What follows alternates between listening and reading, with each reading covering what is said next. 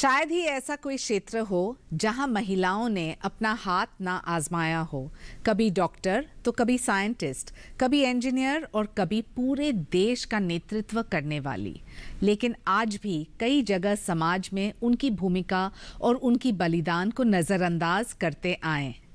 इन सब चुनौतियों के बावजूद भी वह इसका डटकर सामना करती है और सफलता की बुलंदियों को छूती है।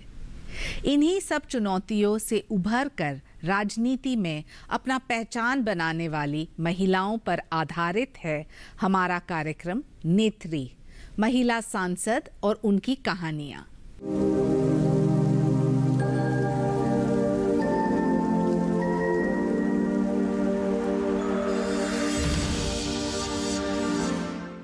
नमस्कार, स्वागत है आप सबका हमारे विशेष कार्यक्रम नेत्री, महिला सांसद और उनकी कहानियां। मैं हूं शाइना एनसी और आज हमारे साथ मौजूद है डॉक्टर हीना गावित, जो कि नंदुरबार महाराष्ट्र के लोकसभा सांसद हैं। चर्चा शुरू करने से पहले दर्शकों को इनकी जीवन के सफर की एक झलक दिखाते हैं।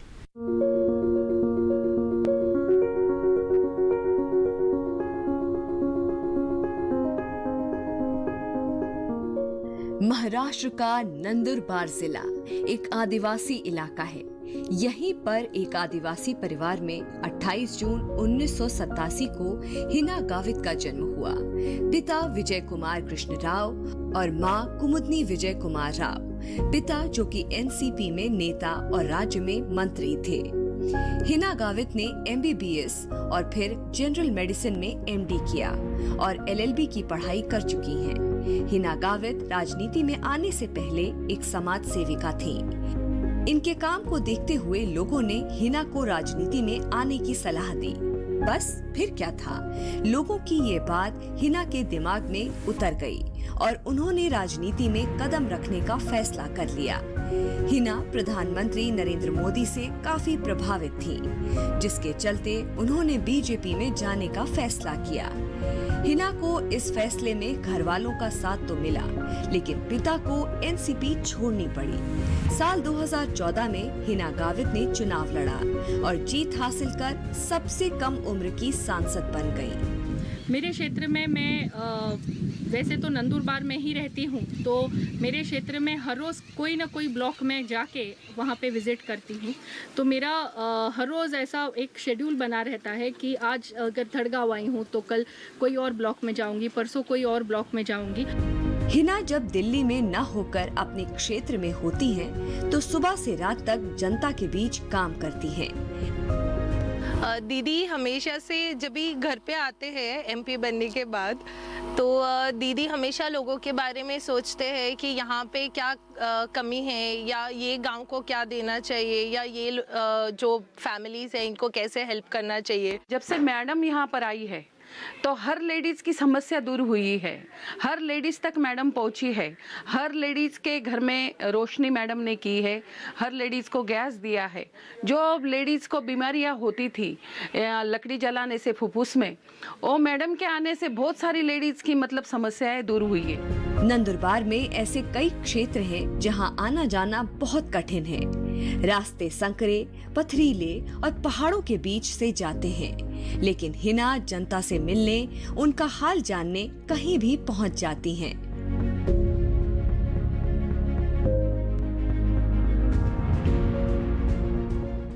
डॉक्टर हीना गावित का सफर बेहद संघर्षपूर्ण रहा है, लेकिन उनसे जानते हैं कि उनकी कहानी क्या है। नमस्कार हीना जी। नमस्कार। बहुत गर्व होता है कि इतने कम उम्र में और 16th लोकसभा में आप सबसे कम उम्र के सांसद थे। एक तरफ MD, MBBS, दूसरे तरफ LLB और यहाँ राजनीति। क्या रहा है इस सफ़र का? मैं एक आदिवासी क्षेत्र से आती हूँ और नंदुरबार में मेरा स्कूलिंग हुआ है। तो जब मैं स्कूलिंग कर रही थी, नंदुरबार एक आदिवासी क्षेत्र है और इस क्षेत्र में बहुत सारे हेल्थ के अलग अलग विषयों के प्रॉब्लम्स हम बचपन से ही देखते आ रहे हैं। तो मैंने बचपन में ये तय किया था कि मुझे डॉक्टर बन के इस आदिवासी क्षेत्र के लिए कुछ करना है और फिर मैंने MBBS में एडमिशन लिया, डॉक्टर बनी। डॉक्टर बनने के बाद मैंने कई हेल्थ कैंप्स लिए और हेल्थ कैंप्स जब मैं ले रही थी तो मुझे हेल्थ के साथ साथ कई सारे दूसरे प्रॉब्लम्स भी हमारे क्षेत्र के सामने आने लगे। तो उस समय मैंने ये तय किया कि मुझे इन सब प्रॉब्लम्स को भी अगर सॉल्व करना है तो मैं केवल डॉक्टर रह के ये सारी प्रॉब्लम्स नहीं सॉल्व कर सकती, मुझे राजनीति ज्वाइन करके कुछ इन लोगों के लिए अगर करना है तो पॉलिटिक्स में आना होगा। और तब मैंने ये निर्णय लिया कि मुझे संसद का चुनाव लड़ना है। तो आपने बीजेपी अचानक से सिर्फ इलेक्शन के पहले ज्वाइन करने का फैसला कैसे लिया? मैं 5 साल मैंने हेल्थ के काफ़ी कैंप्स नंदुरबार ज़िले में लिए और जब इन हेल्थ कैंप्स के माध्यम से मैं अलग अलग गांव में घूमती थी, वहां जाती थी, तो वहां के प्रॉब्लम सामने आने लगे। हमारा जो नंदुरबार ज़िला है वो महाराष्ट्र और गुजरात के बॉर्डर पे है। तो हमने जैसे यहाँ आदिवासी क्षेत्र है वैसे गुजरात का जो हमारा लगा हुआ जो क्षेत्र है वो भी आदिवासी क्षेत्र है, लेकिन ये प्रॉब्लम्स वहाँ नहीं थे। जो प्रॉब्लम्स हम महाराष्ट्र के हमारे इस ट्राइबल एरिया में देखते थे वो उस ट्राइबल एरिया में नहीं है। तो क्यों नहीं है इसके बारे में मैं सोचती थी। उस समय मोदी जी वहाँ के चीफ मिनिस्टर थे और मोदी जी ने कुछ बहुत अच्छी योजनाएं उन आदिवासी लोगों के लिए उस क्षेत्र में की थी और वो सब देख के मैं बहुत प्रभावित हुई थी। तो मुझे ये लगता था कि मेरे क्षेत्र में भी ऐसी योजनाएं आनी चाहिए और मोदी जी के नेतृत्व में मुझे काम करने की इच्छा तैयार हुई और मैंने ये तय किया कि मैं मोदी जी के नेतृत्व में बीजेपी में काम करना पसंद करूँगी। मेरी माँ और मेरी छोटी बहन उन्होंने मुझे सपोर्ट किया। उन्होंने कहा कि बेटा अगर तुम करना चाहती हो तो तुम करो, हम आपके साथ हैं। और क्योंकि मैंने 5 साल जो नंदुरबार ज़िले में हेल्थ सेक्टर में काम किया था तो बहुत सारे लोग 5 साल में मेरे से जुड़े और वो आके मुझे बोलते थे कि दीदी आप ये चुनाव लड़िए, हम सब आपके साथ हैं। ग्रामीण क्षेत्र में और ख़ास तौर से आदिवासी क्षेत्र में क्या ऐसे योजनाओं से आप जीते हैं जहां आपको लगता है कि ज़मीनी स्तर पे आप कुछ कर सकें और केंद्र सरकार की कहां आपको मदद पड़ी है?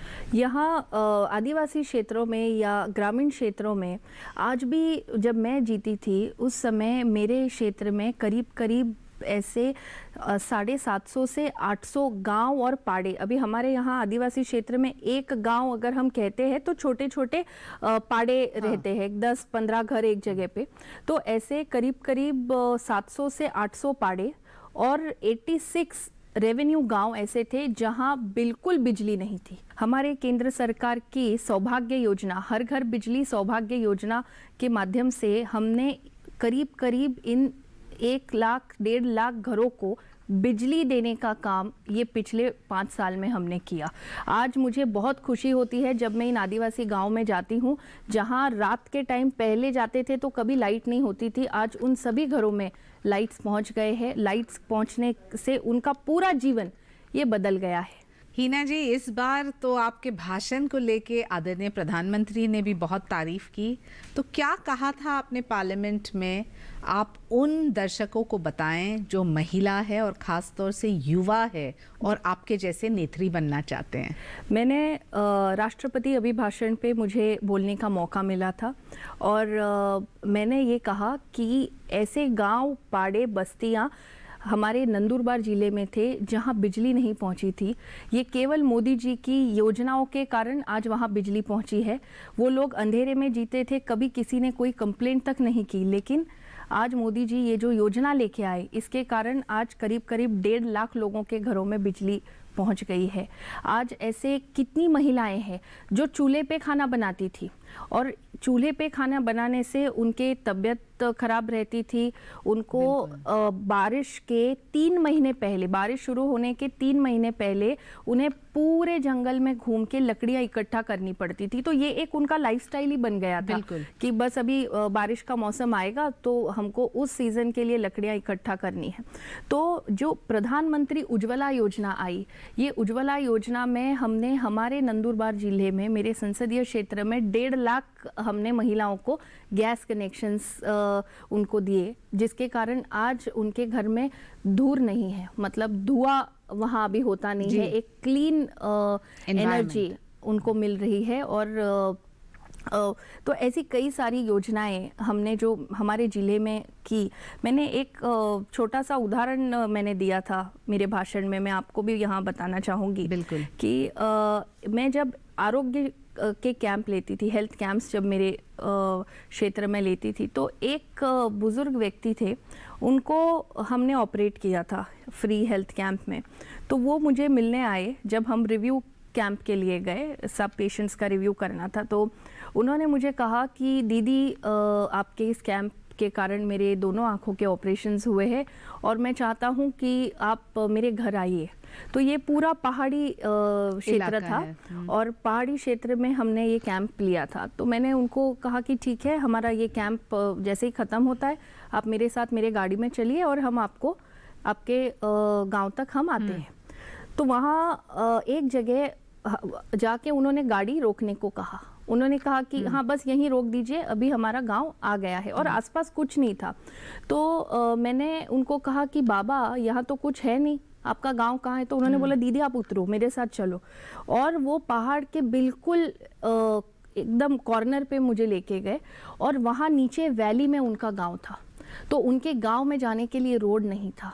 वो देखने के बाद मैंने जब सांसद बनने का निर्णय लिया और चुनाव में खड़ी रही, तो मैंने ये तय किया था कि पहला काम जीतने के बाद मैं ये करूंगी कि वो बाबा के गांव तक मुझे रोड बनवाना है। और ये रोड हमको प्रधानमंत्री ग्राम सड़क योजना में पहला ये रोड हमारा बना। तो ऐसी चीज़ें हमारे क्षेत्र में हुई है जो इतने सालों में नहीं हुई। तो ये सब मोदी जी के कारण ही पॉसिबल हुआ है। वक्त आया है एक छोटे से ब्रेक का। ब्रेक के बाद भी बात करेंगे।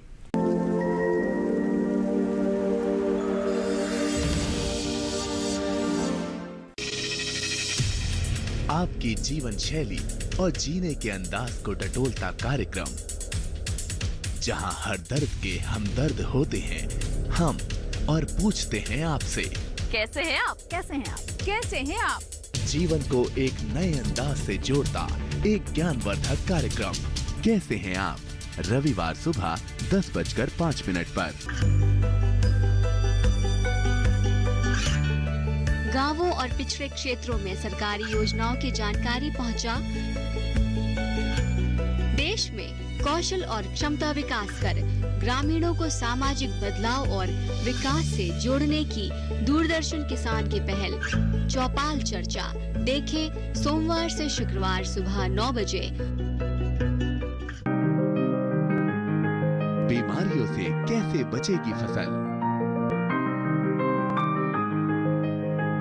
मवेशियों की मुश्किलों का क्या है हल, कहां से लाएं बीज, कितनी लगेगी खाद, किसानों के हर फोन का विशेषज्ञ देंगे जवाब। देखिए हेलो किसान लाइव सोमवार से शुक्रवार शाम 6 बजे।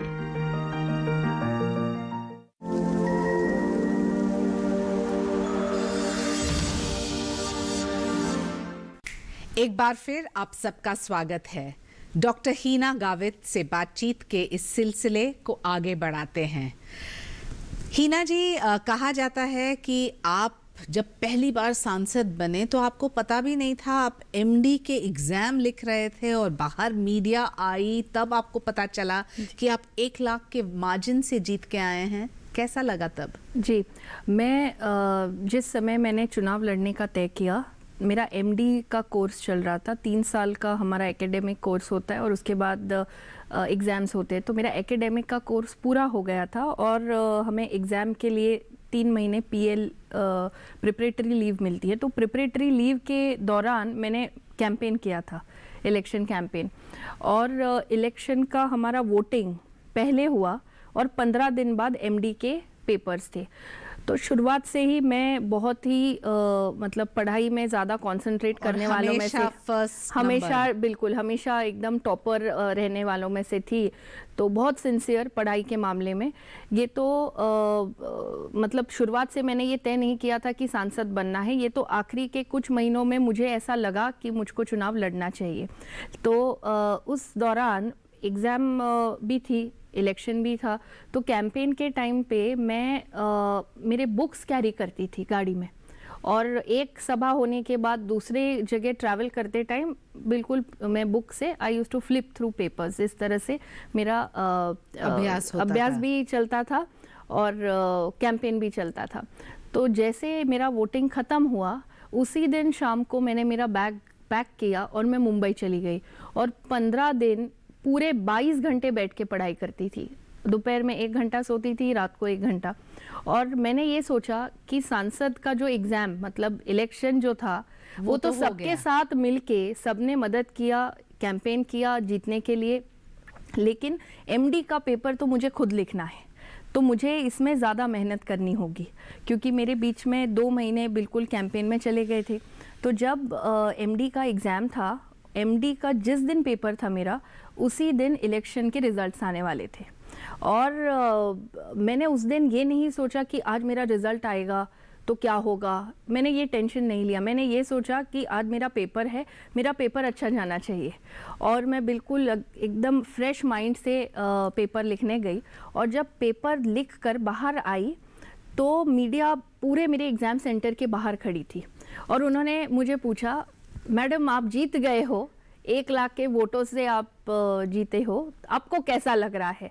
तब मुझे पता चला कि मैं इलेक्शन जीती हूँ। तब तक मुझे बिल्कुल आइडिया नहीं था। तो कहीं ना कहीं आपको ये अंदाज हुआ कि वोटर जो है बहुत सोच समझ के वोट देता है। बिल्कुल। और मोदी जी की लहर शायद 2014 में रहा, लेकिन 2019 में आप 2 लाख के मार्जिन से जीत के आए।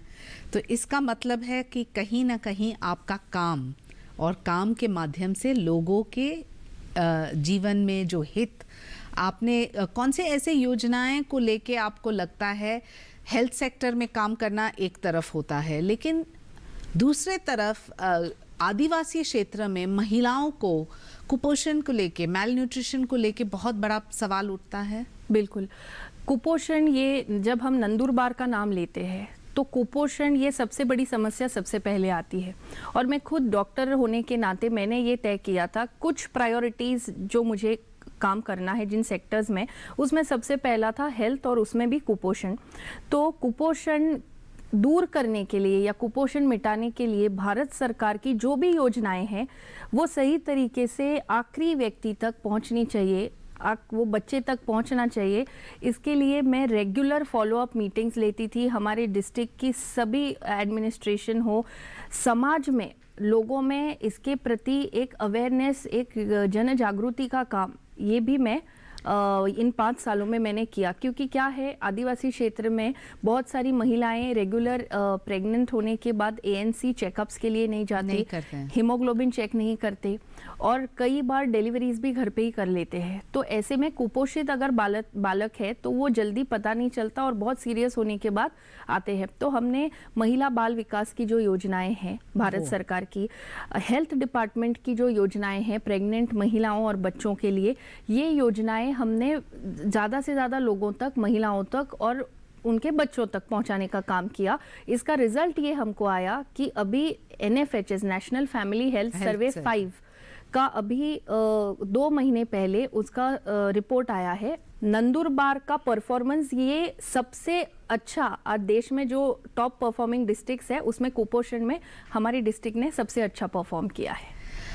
मैं आपको ज़रूर पूछना चाहती हूँ कि एक तरफ MBBS, एक तरफ MD और फिर LLB, ये करने की आवश्यकता है? आप पढ़ाई कर रहे हैं या राजनीति कर रहे हैं या दोनों? मैंने ये जैसे मैंने आपको कहा कि मैं हमेशा टॉपर रही हूँ। जिस किसी क्षेत्र में मैं काम करती हूँ मैं मेरा बेस्ट देना पसंद करती हूँ।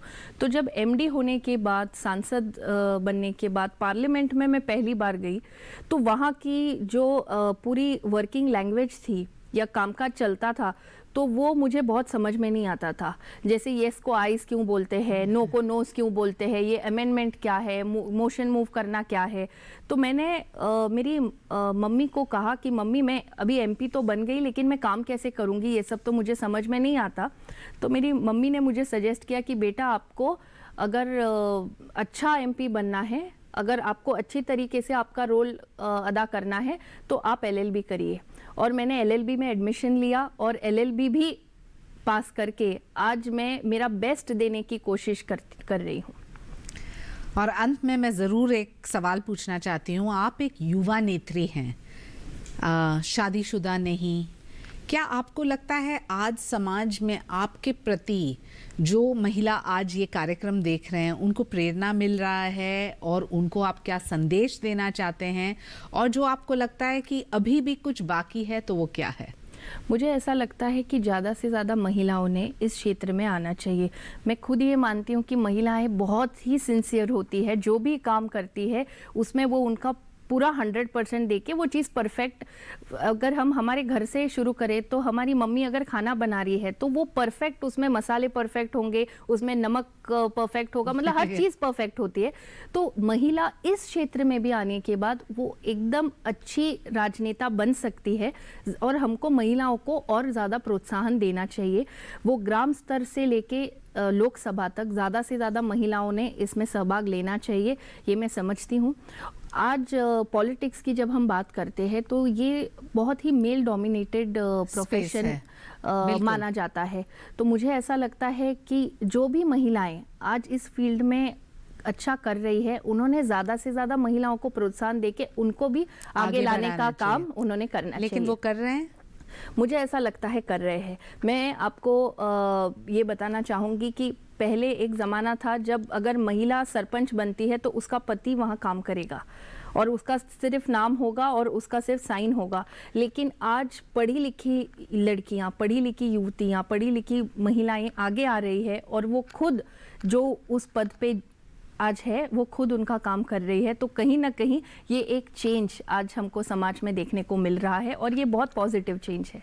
और जो महिला राजनीति से डरती है, आप उनको संक्षेप में क्या मैसेज देना चाहते हैं? मैं उनको यही बोलूँगी कि वो अगर उनकी इच्छा शक्ति है कि उनको कुछ करना है तो उनको वो चीज़ करनी चाहिए, लेकिन पूरा उनका जो डेडिकेशन है वो उनको कभी भी उससे दूर हटना नहीं चाहिए। अगर उन्होंने कुछ प्रिंसिपल्स तय किए हैं तो उस पर उन्होंने आगे आके काम करना चाहिए। बहुत सारी महिलाएं हैं जो उनको सपोर्ट कर सकती है, सिर्फ पहला कदम उन्होंने उठाना चाहिए। बहुत बहुत धन्यवाद डॉक्टर हीना गावित, जो ना सिर्फ एक नेत्री है लेकिन एक अभ्यासी नेत्री है। सांसद डॉक्टर हीना गावित जो इस पीढ़ी को आगे बढ़ने के लिए प्रोत्साहित करती है और युवाओं में आत्मविश्वास बढ़ाती है। आज के कार्यक्रम में बस इतना ही। फिर मिलेंगे एक और महिला सांसद और उनसे जानेंगे उनकी संघर्षों की कहानी। मुझे अनुमति दे। नमस्कार।